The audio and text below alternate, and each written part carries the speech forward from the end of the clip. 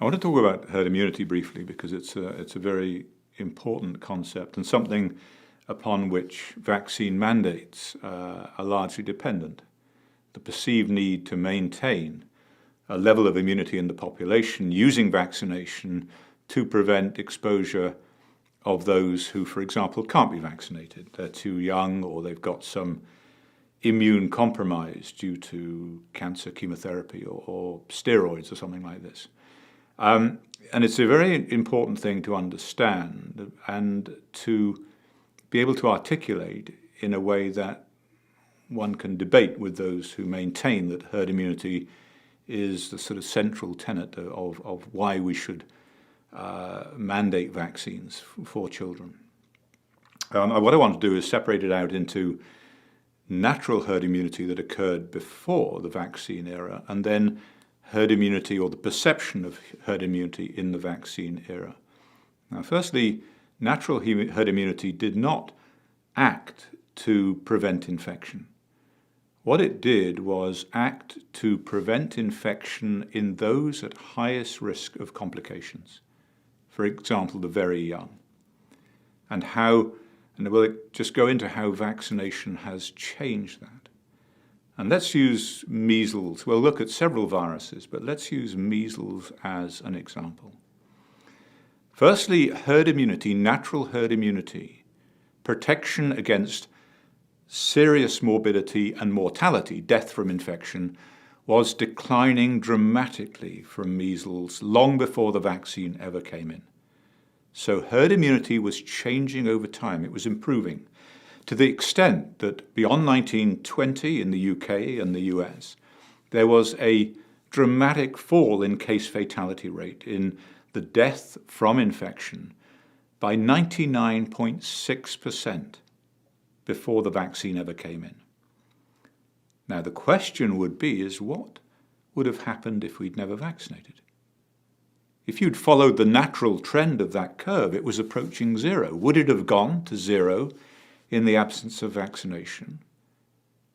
And the answer is very likely yes. That was the natural trend. Of course, we'll never know because we intervened with vaccination. The question is why?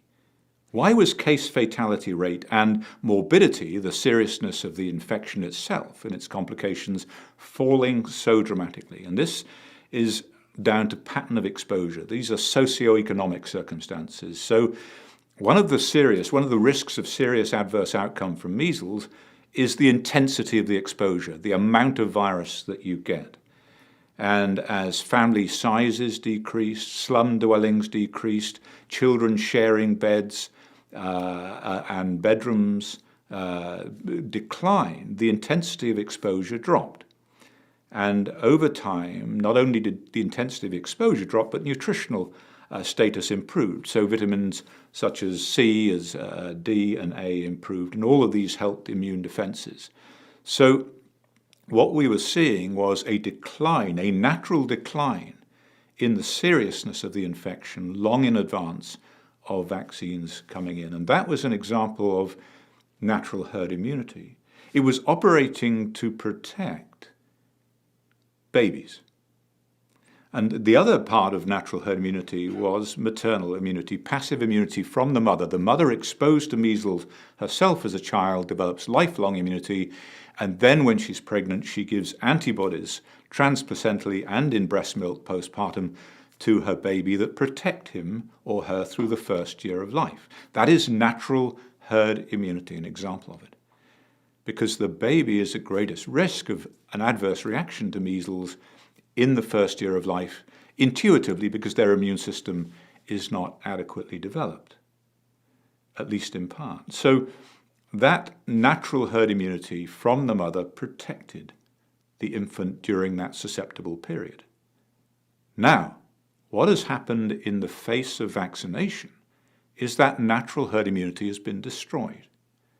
What we now have is mothers being vaccinated as children, not contracting natural measles, giving very, very poor passive immunity to their babies, and that baby then being susceptible to measles in the first year of life.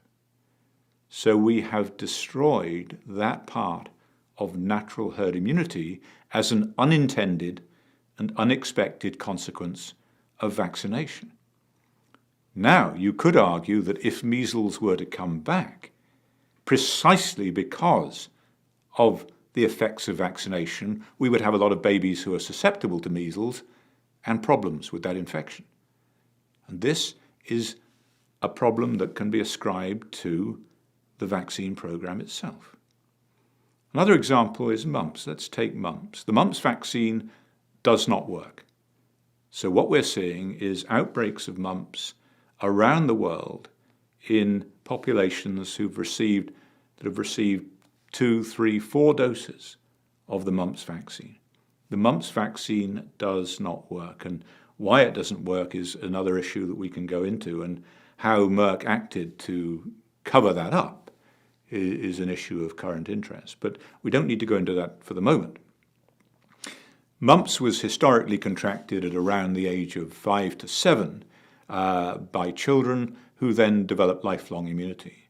Mumps in children is a trivial disease. It's acknowledged to be a trivial disease. And indeed, the CDC and the Department of Health in the UK determined there was no need for a mumps vaccine because it was so mild and its complications were not serious. But nonetheless, for commercial reasons, I believe a mumps vaccine was foisted onto the population and has been made mandatory for many. Now, because the vaccine does not work in enough people or for long enough, then what we see is the re-emergence of mumps in older populations, in teenagers and college students. And the problems arise because mumps is a much more serious disease in, for example, post-pubertal males, where they can develop testicular inflammation, orchitis, and sterility. So a mumps vaccine that doesn't work is not only a useless vaccine, it's a dangerous vaccine because it destroys natural herd immunity, that is the exposure of individuals when the disease is mild, and displaces it up to a susceptibility to disease at a time when the disease is severe or more severe.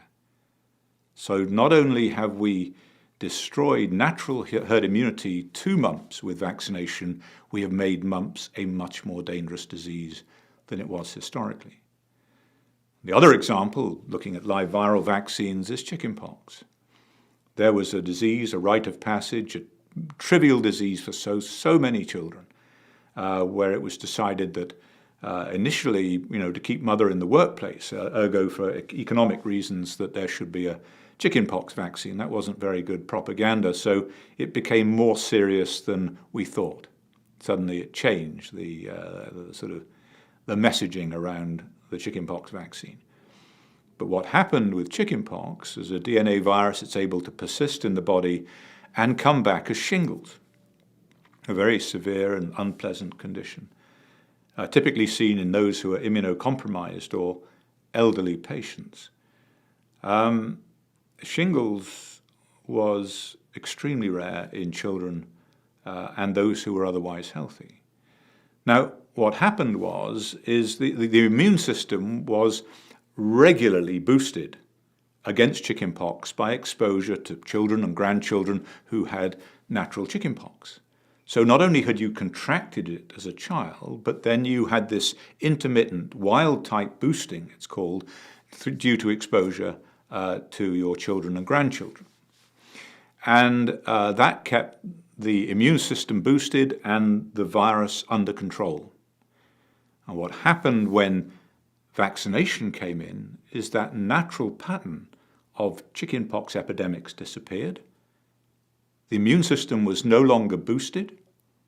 The immunity to chickenpox waned in individuals, and the virus woke up again, and it caused shingles. So we now face an epidemic of shingles, not just in people who are immunocompromised or the elderly, but across all age spectra.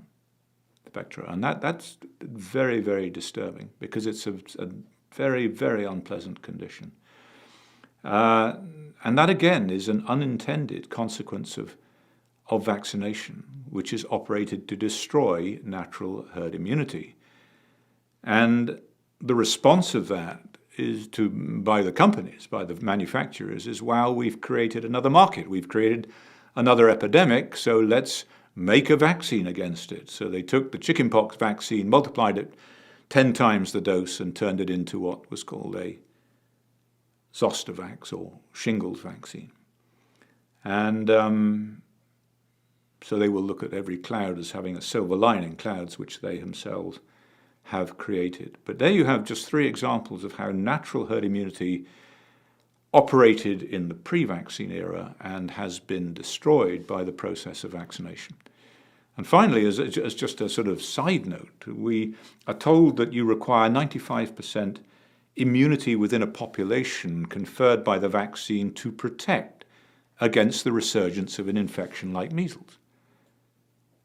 That must be nonsense, because they're talking about children. But we know these vaccines wane over time, and so perhaps 96% of the population are not immune to these infections. What about all the adults who are not immune to these infections because they had their vaccines years ago, they'd never had boosters, and now their immunity's gone away?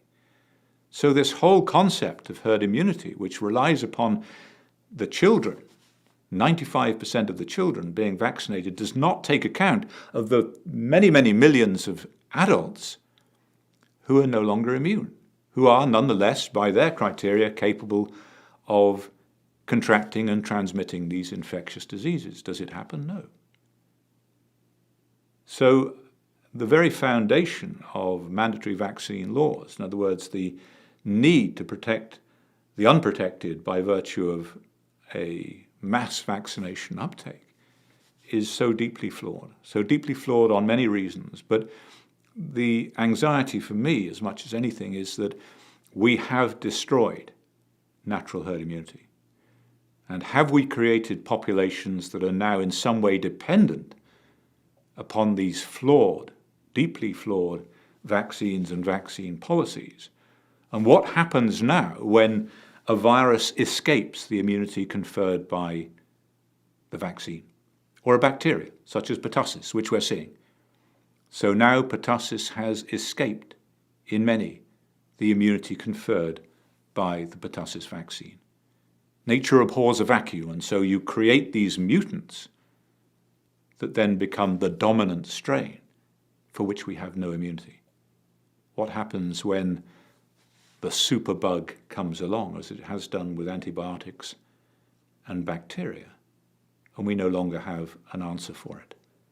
So we are creating, I believe, an invidious position for future generations in dealing with infectious disease by virtue of not having thought through this issue very, very carefully and learned from our experience with antibiotics before embarking on what is a very hazardous vaccine program, I believe.